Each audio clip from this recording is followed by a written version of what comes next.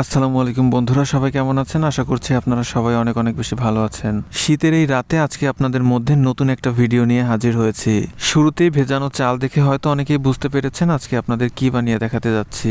আজকের ভিডিওতে আপনাদের চিতই পিঠা বানিয়ে দেখাবো, এজন্য প্রথমে চালগুলোকে রেডি করে নিচ্ছি। এখানে 1 কেজি আতপ চালের সাথে 250 গ্রাম সিদ্ধ চাল একসাথে মিশিয়ে ভিজিয়ে রেখেছিলাম। তবে সিদ্ধ চালটা একটু আগে থেকে ভিজিয়ে রাখতে হবে, কারণ সিদ্ধ চাল ভিজতে একটু সময় বেশি লাগে। চালগুলো পানি থেকে উঠিয়ে এগুলোর মধ্যে থেকে এক্সট্রা পানি শুকানোর জন্য এগুলোকে কিছুক্ষণের জন্য বিছিয়ে রেখেছিলাম। তো দেখেই বুঝতেই পারছেন এগুলোর মধ্যে কিন্তু এক্সট্রা কোনো পানি নেই এবং চালগুলো যথেষ্ট ঝরঝরে হয়েছে। এখন এই চালগুলোকে ব্লেন্ডারের সাহায্যে গুঁড়ো করে ভালোভাবে চেলে নিয়েছি।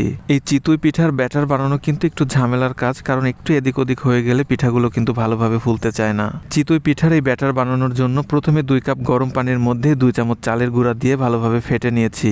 এখন স্বাদ মতো লবণ দিয়ে এগুলোকে আবারও একটু ফেটে এখন এই হাঁড়িটাকে চুলায় বসিয়ে দিয়েছি। এখানে কিন্তু মাত্র 2 চামচ চালের গুঁড়া মিশিয়ে এই ব্যাটারটাকে ভালোভাবে ফেটে নিচ্ছি এবং এই ব্যাটারটা রেডি করার সময় কিন্তু অনবরত চুলায় হাই হিট দিয়ে জাল করতে হবে। এই ব্যাটারটা যত বেশি ফ্যাটা হবে এই পিঠাটা তত বেশি সফট হবে। এখনো কিন্তু আমরা পুরা চালের গুঁড়াটা মিশাইনি, কারণ এখানে যতটা পানি আছে এখানে কিন্তু আমরা 1 কেজির মতো চালের গুঁড়া ব্যবহার করব। আজকের এই চিতই পিঠাগুলো মূলত খেজুরের রসে ভেজাবো, এজন্য কিছু জাল করা খেজুরের রস আবারও একটু গরম করে নিচ্ছি। এদিকে জাল করা চালের গুঁড়ার মিশ্রণের মধ্যে আবারও একটু গরম পানি দিয়ে এগুলোকে আবারও একটু সময় ফেটে নিচ্ছি। এরপর এর মধ্যে দিয়ে দেবো বাকি চালের গুঁড়া। এখানে যেহেতু আমরা ভেজা চালের গুঁড়া ব্যবহার করছি তাই পানির পরিমাণ এখানে তুলনামূলকভাবে একটু কম লাগবে। আর আজকের এই পিঠাটা বানাতে হেল্প করছে আমার বড় মামি, কারণ এই ধরনের ট্র্যাডিশনাল পিঠা বানাতে আমার বড় মামি খুব বেশি এক্সপার্ট। আর যেহেতু সে একটু আগেরকার দিনের মানুষ তাই এই ট্র্যাডিশনাল পিঠা বানানোর অনেক টেকনিক সে জানে। কারণ চিতই পিঠার এই ব্যাটার রেডি করার যে প্রসেসটা এর আগে কিন্তু আমি কখনোই দেখিনি। এখন আমরা এই ব্যাটারের মধ্যে কোরানো নারকেল ব্যবহার করছি। এখানে আমরা একটা নারকেলের অর্ধেক দিয়ে দিয়েছি। আর এই ব্যাটারটা বানানোর সময় অবশ্যই খেয়াল রাখতে হবে পানির পরিমাণ যাতে খুব বেশি না হয়ে যায়। এখানে আমরা কিছু চালের গুঁড়া এক্সট্রা রেখে দিয়েছি, কারণ পানির পরিমাণ কম বেশি হয়ে গেলে যাতে পরবর্তীতে অ্যাডজাস্ট করে নেওয়া যায়। এখানে সমস্ত চালের গুঁড়া আর নারকেল মেশানোর পর কিন্তু অনেকক্ষণ ধরেই ফেটে নিতে হবে। ব্যাটারটা যত বেশি ফ্যাটা হবে পিঠাগুলো তত বেশি সফট হবে। আর পিঠা যদি শক্ত হয়ে যায় সেই ক্ষেত্রে কিন্তু পিঠাগুলো ভালোভাবে ভিজবে না। ফ্লেভারের জন্য এই রসের মধ্যে দিয়ে দিচ্ছি তেজপাতা, দারুচিনি আর এলাচ। এরপর এর মধ্যে দিয়ে দেবো কোরানো নারকেল। এই পিঠায় আজকে আমরা একটা নারকেল ব্যবহার করছি। এখানে অর্ধেক নারকেল আমরা ব্যাটারের সাথে অ্যাড করেছিলাম আর বাকি অর্ধেকটা আমরা এই রসের মধ্যে দিয়ে দিয়েছি। আপনাদের একটু ক্লোজ করে এই ব্যাটারের ঘনত্বটা দেখাচ্ছি, তো আপনারা দেখেই হয়তো বুঝতে পেরেছেন এই ব্যাটারের ঘনত্বটা কেমন হবে।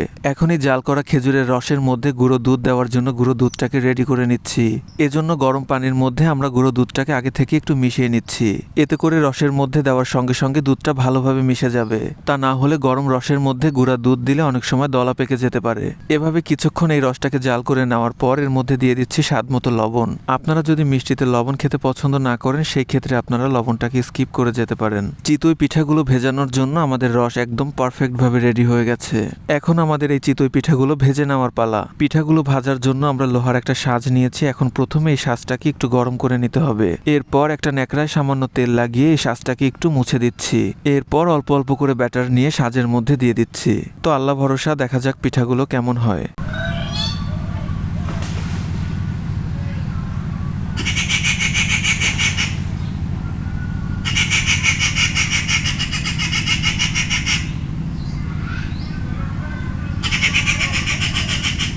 ঢাকনা দিয়ে ঢেকে 2-3 মিনিটের মতো এগুলোকে জাল করার পরে যে দেখেন পিঠাগুলো রেডি হয়ে গেছে। পাতলা কাঁচি দিয়ে এই পিঠাগুলোকে খুঁচিয়ে ওঠানো হয় দেখে অনেক অনেক অঞ্চলে এই পিঠাগুলোকে কাঁচি খোঁচা পিঠা নামেও চেনে।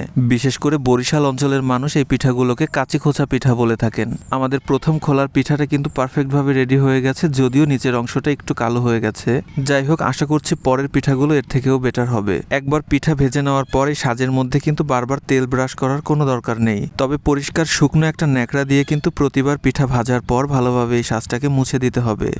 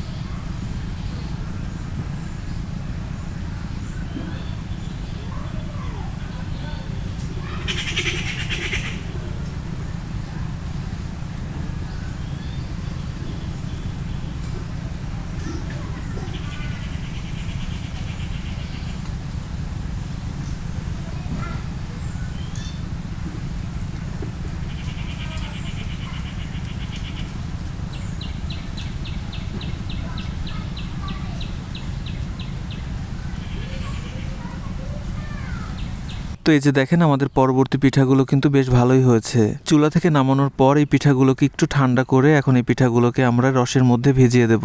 আর ভেজানোর সময় খেয়াল রাখতে হবে অবশ্যই এই রসটা যাতে গরম থাকে, কারণ ঠান্ডা রসের মধ্যে ভেজালে কিন্তু পিঠাগুলো ভালোভাবে ভিজবে না। এখন আমরা বাকি পিঠাগুলো ভেজে নিচ্ছি, তবে আজকের এই চিতই পিঠাগুলো কিন্তু আমরা সবগুলোই খেজুর রসে ভেজাবো না। শুকনা এই চিতই পিঠাগুলো কিন্তু বিভিন্ন ধরনের ভর্তা দিয়ে খেতে বেশ ভালো লাগে। কোরানো নারকেল আর ঝোলা গুড় দিয়ে এই পিঠা খাওয়ার স্বাদ যে একবার খেয়েছে সে কখনোই ভুলতে পারবে না। পাশাপাশি শীতের রাতে হাঁসের মাংস দিয়ে এই পিঠা খাওয়ার স্বাদ কিন্তু অসাধারণ। পিঠার মধ্যে এই চিতই পিঠাই মনে হয় একমাত্র পিঠা যে পিঠা বিভিন্নভাবে খাওয়া যায়।